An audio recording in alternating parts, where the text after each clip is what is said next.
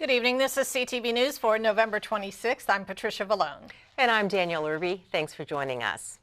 Nearly 800 Marylanders were killed between 2014 and 2018 by impaired drivers. That's according to traffic officials. Earlier today, Governor Larry Hogan honored these victims at the 16th annual Maryland Remembers ceremony. CTV's Keisha Butts is at the Miller Senate Office building with details. I lost our beautiful children. It doesn't feel like a year. Feels like it was just yesterday.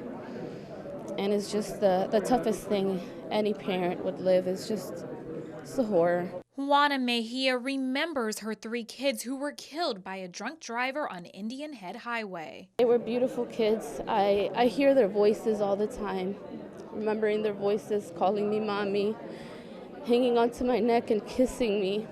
Nearly 800 Marylanders were killed and 16,000 injured from impaired driving between 2014 to 2018. At the 16th annual Maryland Remembers ceremony, more than 100 Marylanders are honoring their loved ones. Deborah Limmer.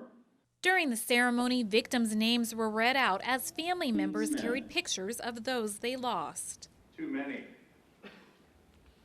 Maryland families have been shattered. Too many lives have been cut short. Mejia says this event is a chance to remind others about the dangers of drinking and driving. It's very unacceptable to have this type of tragedies happen. And it's not just in Maryland, it's everywhere around us. And it's very important just because it brings awareness. Getting that message out there helps, even if it's one person, to not drink and drive. Survivors of drunk driving crashes were also here. Prince George's County resident Patricia Newby was hit on her way to a conference in Virginia. This driver pushes us toward the median, and we're like, what is going on? Newby says the ceremony serves as a support system. It gives the victims an opportunity to express ourselves and to see others and to support. Most of all, everyone has a chance to remember their loved ones. Even though they're not here, I do believe that you feel their presence. In Annapolis, Keisha Butts, CTV News. And the governor also discussed the Motor Vehicle Administration's efforts to combat drunk driving. The timeline for building toll lanes in Montgomery and Prince George's could be amended. In June, Maryland's Board of Public Works promised that I-270 toll lanes would be built first in order to address complaints around the capital construction project and keep the plan moving forward. But earlier this month, Governor Hogan and transportation officials looked at proposed changes to that promise when highlighting the project's planned reconstruction of the American Legion Bridge. Local Prince George's and Montgomery County leaders say they continue to lack key information about the project. A Virginia man is caught with a loaded handgun at Ronald Reagan Washington National Airport. TSA agents detected this 9mm handgun with 7 bullets in the passenger's carry-on bag. Police cited him on a weapons charge. This marks the 14th firearm that officers have detected at the airport this year.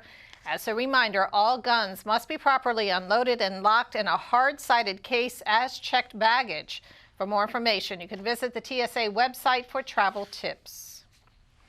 Montgomery County lawmakers move forward at tightening vaping rules. A council committee wants to make it more difficult for children to gain access to e-cigarettes. 3 bills will now go to the full council for consideration. One would ban e-cigarettes from being sold within a half-mile of middle and high schools. Another would prohibit flavored vape pens from being sold within a half-mile of schools, libraries, and recreation facilities. A third measure would ban tobacco products, including e-cigarettes, for people under 21 years old. A nationwide outbreak of vaping-related illnesses has led to 47 deaths. Presidents are not kings. That statement in a court ruling thwarting President Donald Trump's efforts to block top White House aides from complying with congressional subpoenas. The decision means that former White House aide Donald McGahn must testify before House impeachment investigators about President Trump's efforts to obstruct the Mueller inquiry. In a 120-page decision, a federal district court judge wrote that current and former White House aides are not loyal subjects but owe their allegiance to the Constitution.